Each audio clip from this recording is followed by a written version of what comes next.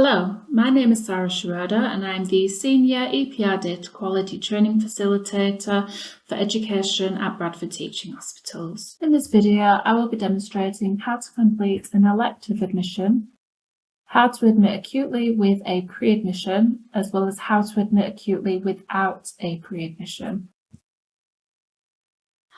All SOPs for this process can be found via the EPR SOPs desktop icon once you've double-clicked onto the icon and navigated through to the appropriate trust. You can either locate the appropriate SOP by going into the applicable section, or you can do a document quick search located at the top of the screen.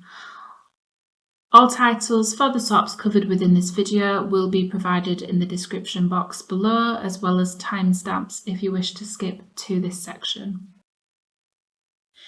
In order to electively admit a patient from the transfer list, you must ensure that you have the transfer list open within capacity management. At 1800 hours, all patients with a TCI for the following day will automatically populate within the transfer list with a TCI bed request.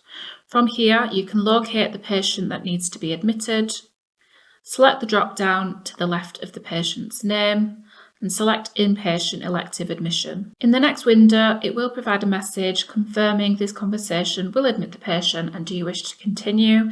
If you have selected the incorrect patient at this stage, you can select No. In my case, I do wish to proceed as I do have the correct patient. From here, you will then need to fill in all of the yellow mandatory fields. This patient requires to be admitted into Ward 11, so I'm going to select the bed board to view the availability within this ward, and I can see that Bay 2, Bed 12 is still currently available. So I'm going to select this bed. I can see in the top left-hand corner that I do still have one missing field. This can be selected and it will take you to the field that is missing. And you will notice that as soon as I have completed all of my mandatory fields, this icon does turn grey. Now I can press OK. I do not wish to print any documents, and the patient will be removed from the transfer list and they will now be visible within the ward. For the process on how to admit a pre-admit encounter and then admit acutely on arrival, within capacity management, you will come into the pre-admit list, and within the pre-admit list, you would then select the PM conversation icon and select Inpatient Non-Elective Pre-Admission. This will launch the patient search box, at which stage you will be required to conduct a patient search. Not only should you be doing what is known as a local search, but you should also be doing what is known as a PDS search. In order to complete a full PDS search, you will need the patient's surname, the gender, and the date of birth at a minimum. Once you've typed in the patient's surname, gender and date of birth, you can either press enter on your keyboard or press the search button, at which stage the system will do a local search which checks if the patient is already currently registered within EPR. At this point you can see that the patient is already currently registered within EPR, but the next stage in this process is to complete the PDS search. PDS stands for Patient Demographic Search, and it will ensure that this patient's local record within EPR is correctly linked with the spine.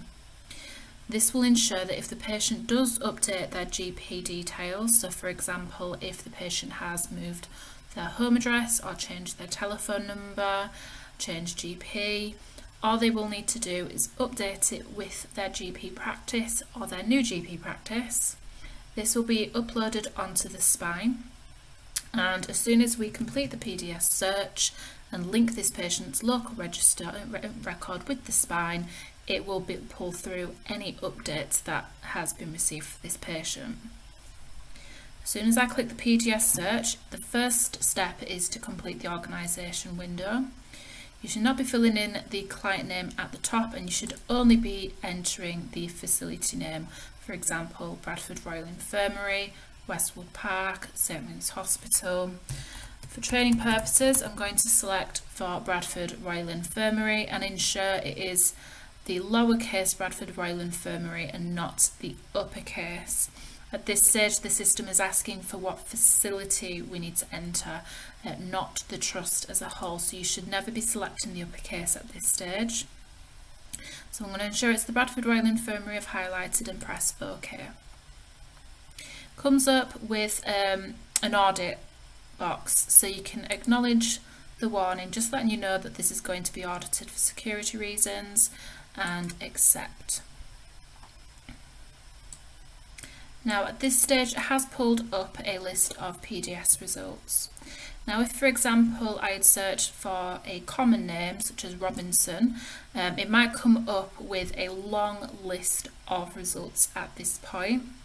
If you do end up with a long list of results, it might be best advised to cancel out of this screen and return to the PDS search and maybe type in some further details such as a forename or a postcode, just to dwindle your results down slightly so that you don't risk accidentally selecting the wrong patient. Alternatively, you might end up pulling through no matching patients on the PDS search. So if this is the case and it comes up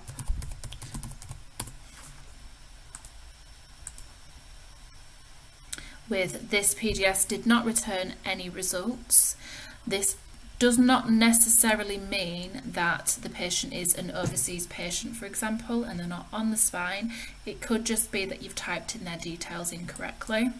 For this reason, it might be beneficial to have your summary care records open, and just keep this open at the bottom of your screen. This will allow you to type in the patient's NHS number, and it will verify if you've spelt the patient's name correctly. If you have a double-barreled name, for example, it will instruct you on how to correctly input the patient's name to make sure that we've pulled through the PDS.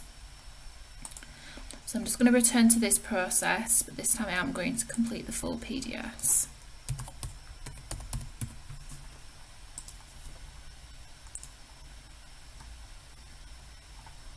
I have found the correct patient, and I can verify that by the NHS number and the address, as well as the GP details. So once I've highlighted the correct patient from this list, I'm going to click the select button. Now at this stage it has pulled up a discrepancy screen.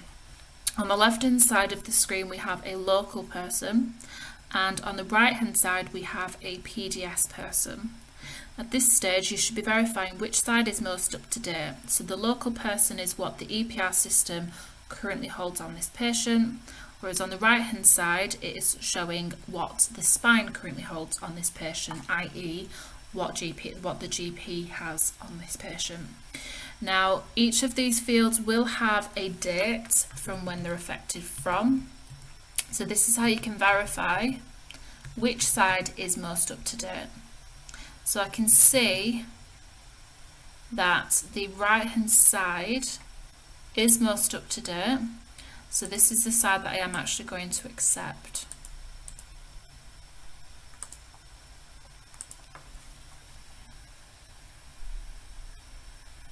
Now at this point, if it did turn out that the EPR information, the local information that we have on this patient is more up to date, you can choose to just keep the left hand side rather than the right hand side at that stage.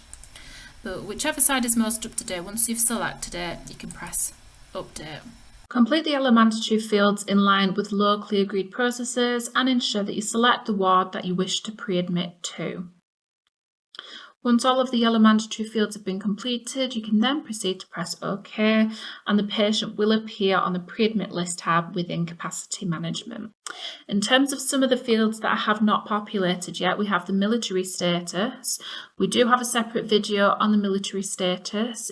If you have not seen this video at this point, please go watch that now. In terms of legally resident, you should only be selecting unable to validate if this is an emergency scenario where we are not able to identify this patient's residency status. If you have the opportunity to do so, you must ensure that you're going onto summary care records where you will be able to verify this status. I'm going to say for this scenario that I have already verified this status and they are a legal resident, and that I have also checked with the patient that they are not a serving military member. So I'm going to put none for that one. As this is a pre-admission, the patient is not currently here yet, so I'm going to say that they're expected in 30 minutes' time. Once I press OK to this, the patient will appear on the pre-admit list tab in capacity management. When the patient arrives on the ward, within capacity management, ensure that you are currently selected in the pre-admit list tab again. Locate the patient within the pre-admit list, and when you hover over the patient, come into the drop down to the left of the patient, into PM conversation, and inpatient non-elective admission. This should only be done once the patient has physically arrived to the ward. Once you select onto the non-elective admission, you will then need to confirm the ward and bed, as well as the visit date and time, and select OK, and the patient will now be fully admitted into the ward. In order to admit acutely without a pre-admission, you must first ensure that you are in capacity management, coming into the pre-admit list again, but this time when we select onto the PM conversation, we're going to select onto inpatient non-elective admission. This will once again launch the patient search window, which you will be required to complete the PDS search showed earlier on in the video, and you will have a very similar screen to the one we saw previously with the pre-admission. However, this time you will need to select not only the ward, but the bed immediately that you want this patient to be admitted into, and you will also need to enter the precise visit and time that the patient arrived. Thank you for watching this video. If you have any questions relating to any of the processes covered within this video, you can contact any member of the team on the email addresses provided. Alternatively, you can email epr.dqtraining@bthft.nhs.uk. This email account is monitored by the entire EPR training team and it is monitored daily.